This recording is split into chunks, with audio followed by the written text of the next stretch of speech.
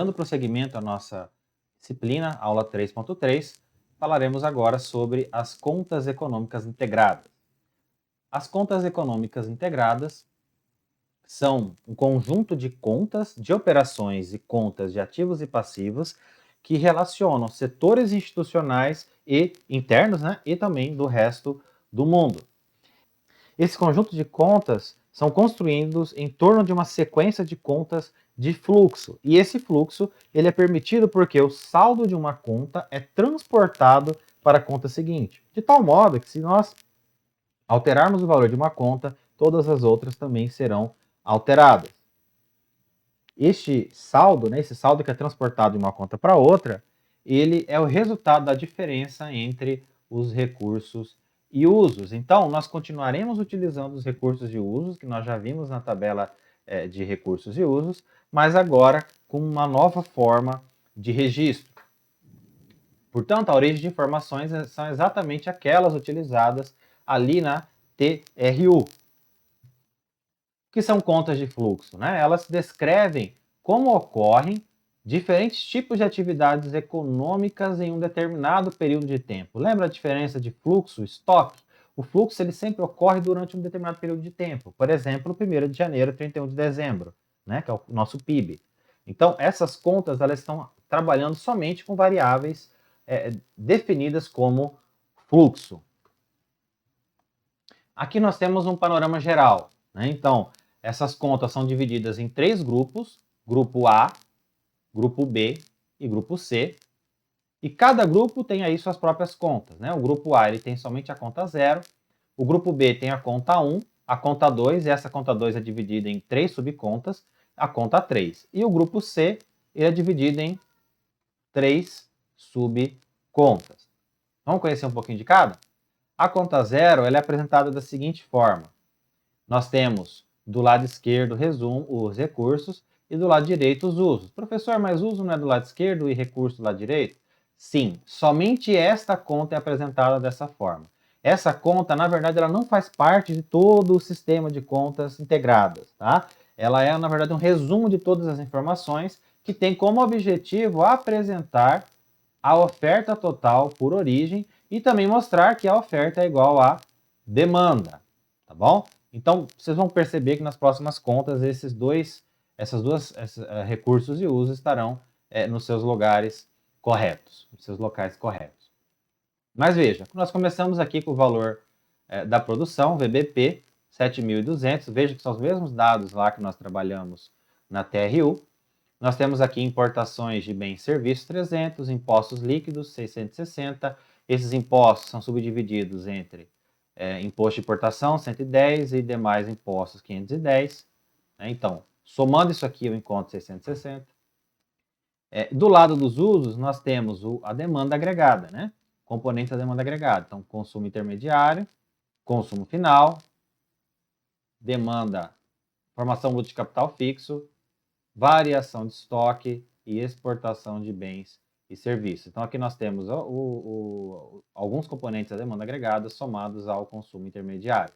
Então, o que nós fazemos? Somamos os dois lados e aí nós encontramos aqui a oferta e aqui a demanda, sabendo que os dois são iguais, ok?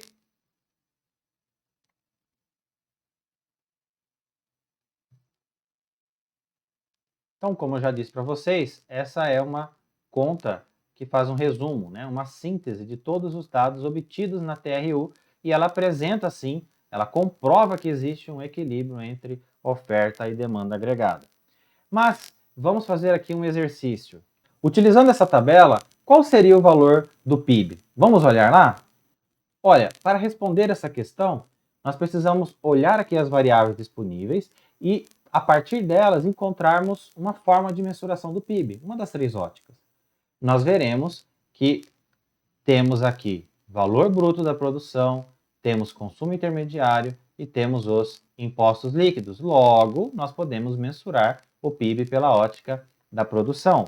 Olha lá, ótica da produção, VBP menos CI mais impostos líquidos. Então, pegando em valores, 7.200 menos 3.420 mais 660, eu encontro PIB igual a 4.440. Vejam que é o mesmo PIB que nós encontramos lá na tabela de recursos e usos. Um outro exercício aqui. Qual a taxa de investimento nessa economia? Veja, quando eu falo investimento, sem qualificar se é investimento desejado ou não desejado, entendam que eu estou falando aqui de investimento desejado. Logo, como nós já vimos, o investimento desejado é a própria formação bruta de capital fixo. Então, eu vou pegar o valor da formação bruta de capital fixo, dividir pelo total do PIB, e aí eu encontro o percentual de 11,62%. Essa seria a nossa querida taxa de investimento. Uma última análise sobre essa conta de bens e serviços é que nós podemos encontrar a identidade entre oferta e demanda, né? Total. Então, de um lado, nós temos a soma do valor bruto da produção, mais exportações, mais impostos líquidos. Do outro lado, nós temos consumo intermediário, consumo das famílias, formação bruta de capital fixo, variação de estoque e exportação.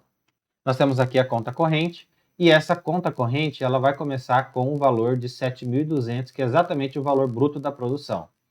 Reparem o seguinte, todas as contas que nós trabalharmos agora, ela sempre vai começar com um valor aqui no recurso e vai terminar com um valor aqui no uso. Então, ela sempre tem um objetivo. No caso desta conta aqui corrente, o objetivo dela é encontrar o produto interno bruto, que foi o cálculo que nós acabamos de realizar. Então, veja que nós temos aqui o valor bruto da produção, 7.200 recursos, né? Recurso já do lado direito. Consumo intermediário do lado esquerdo, né? Que eu vou descontar, vou reduzir o valor dessa conta. E do lado direito, que eu estou somando, eu tenho o imposto líquido de subsídio. Então, 7.200 mais 660 menos 3.420, eu encontro 4.440, que é o PIB dessa. A próxima conta é a conta de distribuição primária da renda. Olha lá, conta de geração da renda, ela começa, né, com o produto interno bruto. Lembra que eu falei que toda conta começa com o saldo da conta anterior? Então, o saldo da conta anterior foi 4.440 e agora nós teremos ele aqui lá do recurso.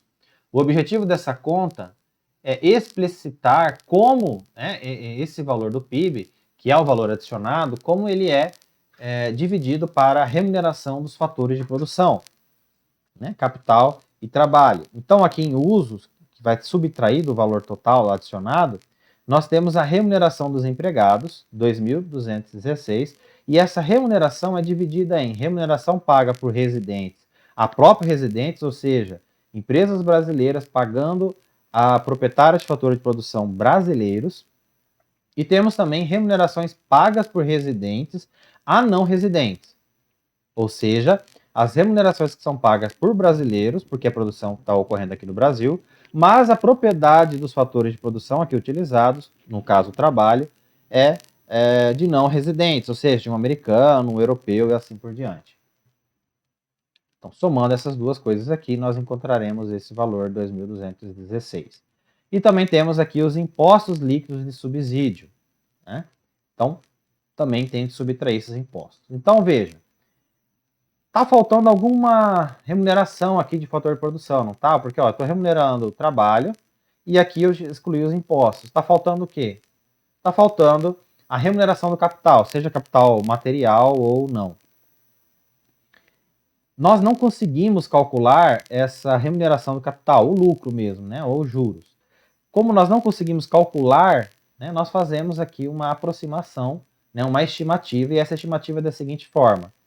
Basta pegar o valor adicionado, ou seja, o PIB, diminuir remuneração e imposto, eu encontro o que nós chamamos de excedente operacional bruto, e ele é entendido como lucro. Então, o nosso lucro é de 1.530. A próxima conta é a conta de alocação da renda. Então, veja, nós já geramos a renda e agora nós precisamos saber como ela é alocada, como ela é distribuída na economia. Nós começamos com o saldo anterior, que é o excedente operacional bruto, 1.530, e queremos chegar aqui na renda nacional, olha só, 4.104. O que nós temos de informação? Temos o total da remuneração dos empregados, mas agora, ó, veja a diferença, nós continuamos tendo a remuneração paga por residentes a residentes, brasileiros para brasileiros, mas agora ó, nós temos considerar a remuneração paga por não residentes a brasileiros. Porque, veja, eu estou querendo agora um agregado nacional, não é? O agregado nacional, ele considera não onde está sendo produzido, mas a origem da propriedade daquele fator de produção. Então, eu preciso considerar aquele fator de produção de um brasileiro que está sendo utilizado no resto do mundo, nos Estados Unidos, na Europa, na China, onde quer que seja. Porque esses países enviarão renda para o Brasil, essa renda logo ficará disponível para consumo e poupança, investimento aqui no Brasil. Então, se eu somar aqui 2.190 com 40, nós encontraremos 2.230. Também temos aqui a soma de impostos líquidos. E aqui a novidade é que nós temos a renda de propriedade enviada e recebida. A renda de propriedade se refere à renda que é auferida porque nós temos a propriedade de um bem que está sendo utilizado como fator de produção. Imagine aí que a Ambev tem uma fábrica lá na Argentina e nessa fábrica ela não está utilizando um equipamento X, uma máquina X, e essa máquina ela decide alugar ou arrendar por uma outra fabricante de cerveja ou de refrigerante. Ela concede esse aluguel e esse aluguel gera uma renda sobre propriedade.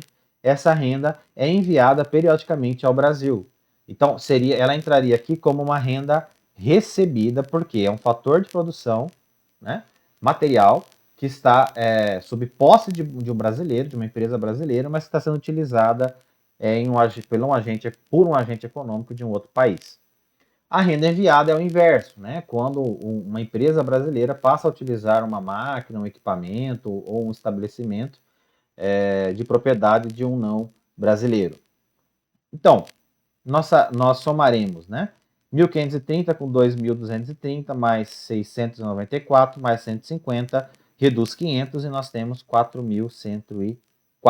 Bom, a conta de distribuição secundária da renda começa aqui com o valor da RNB e o que nós queremos encontrar é o valor que de fato está disponível para consumo, né? Então, ou poupança, né? Então, para isso, nós precisamos considerar a TUR. Lembra da TUR? Ela vai aparecer aqui. Outras receitas correntes enviadas e outras recebidas.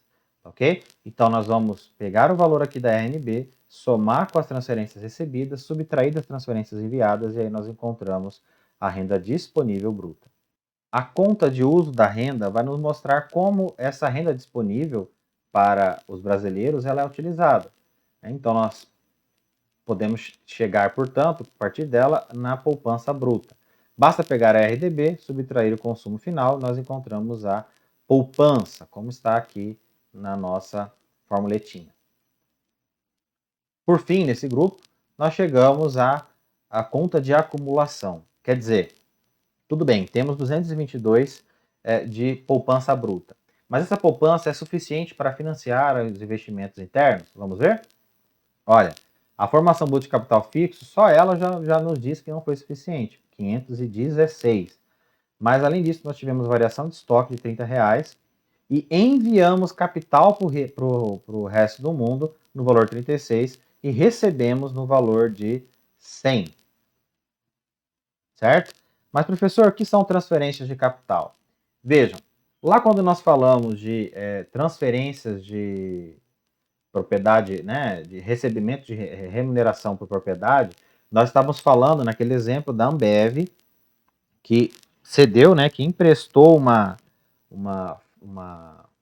que alugou, né, arrendou uma máquina para uma outra empresa, e em função desse arrendamento, ela recebeu em troca a renda, né, uma renda paga periodicamente. Quando nós falamos de transferência de capital, aproveitando esse mesmo problema, esse mesmo exemplo, seria como se a Ambev, ao invés de alugar, de arrendar essa máquina, ela vendesse essa máquina para essa empresa, essa outra empresa. Então, à medida que ela vende essa máquina, ela está transferindo capital. É como se ela estivesse reduzindo o estoque de maquinários, né, de capital brasileiro e repassando esse capital para o resto do mundo. E quando nós temos o sentido contrário, quer dizer, a Ambev comprando máquinas, equipamentos, enfim, de outras nações, nós temos um aumento do estoque de capital aqui no Brasil. Então, nós temos nessas transferências, portanto, a transferência da propriedade em si, e não da renda que essa propriedade vai gerar ao longo do ano. Então, o que nós faremos aqui? Poupança bruta mais total de capital recebido, menos os investimentos realizados na formação bruta de capital fixo e variação de estoque e menos as transferências enviadas para o resto do mundo. O resultado pode ser positivo ou negativo. Se ele for negativo, significa que o Brasil ele está investindo mais do que ele poupa, logo ele está demandando da poupança do resto do mundo. Ele está, de alguma forma, utilizando a poupança do resto do mundo. Se for positivo, ele estará investindo menos do que ele poupa, logo ele poderá, sim, enviar poupança, né, para ser utilizada no resto do mundo. A relação entre as contas corrente e a conta de acumulação se dá por meio da poupança bruta, que pode ser utilizada para adquirir ativos financeiros e não financeiros, como nós já vimos, né? Então, ó, à medida que a poupança é menor que a formação boa de capital fixo, nós chegamos à conclusão que a diferença deve ser financiada por meio da cessão de ativos financeiros ou reais, aceitação de dívidas ou utilização da poupança do resto do mundo. Essa forma como o resto do mundo financia o nosso investimento, nós veremos nas próximas aulas, tá bom? Conta de bens e serviços do resto do mundo com a economia nacional, a economia de mercado nacional. Veja, aqui nós temos o saldo de bens e serviços, né? Então, nós temos aqui as exportações a uso. Por quê? Porque eu estou olhando essa conta do ponto de vista do resto do mundo. Então, uma exportação brasileira para o resto do mundo é contabilizada no resto do mundo como um uso. Assim como era débito antes, agora é um uso, né? E vai ser contabilizado como importação, porque como a importação vai ser contabilizada como recurso, porque aqui é um dispêndio de renda do resto do mundo em relação ao Brasil. O saldo disso nós temos aqui 18, que é o saldo de bens e serviços do resto do mundo. A conta de distribuição primária da renda e transferência corrente do resto do mundo com a economia de mercado nacional, nós temos o seguinte, né? Quer dizer, nós pegaremos lá o saldo da conta anterior, 18, e adicionamos aqui renda de propriedade enviada e recebida, remuneração paga e recebida do resto do mundo, outras receitas correntes enviadas e recebidas. Ou seja, aqui nós temos todas as transações realizadas relacionadas a bens e serviços e rendas, né? Todo tipo de renda estão aqui. Aquelas rendas enviadas para o resto do mundo, né? E as rendas recebidas do resto do mundo. Fazendo aqui o cálculo, somando essa coluna, subtraindo essa coluna, nós temos 324 como saldo de transações correntes. E por fim, nós chegamos na conta de acumulação do resto do mundo em relação à economia de mercado nacional. Olha lá, saldo de transações correntes, nosso saldo anterior, 324. E agora nós adicionamos, olha lá, as transferências de capital enviadas e recebidas, 36 e 100. Fazendo o cálculo, nós chegamos, olha só que surpresa, no mesmo valor lá da conta de acumulação da economia em estudo. Reparem, quando o saldo, né, da poupança, né, doméstica for menor que o investimento, o país deverá ser financiado por capital externo. Então, a poupança externa será positiva e equivalente à diferença entre poupança doméstica e formação bruta de capital fixo, que é exatamente o que aconteceu aqui. Se você voltar depois aí no slide, lá na conta de acumulação, você vai ver que nós tínhamos, que esse país, né, essa nação H, tem aí uma necessidade de financiamento externo no valor de 260, ou seja, 260 negativo. E aqui, que está mostrando a acumulação do resto do mundo em relação com essa economia H, nós estamos dizendo que o resto do mundo tem uma poupança exatamente de 260, que é para cobrir aqueles investimentos que foram realizados sem ter aí a posse da poupança doméstica. Quando a poupança for maior que o investimento, nós teremos o sentido contrário, né? Então, ó, a poupança externa será negativa e equivalente à diferença entre SD e formação bruta de capital fixo. É isso, ficamos por aqui e até a próxima videoaula.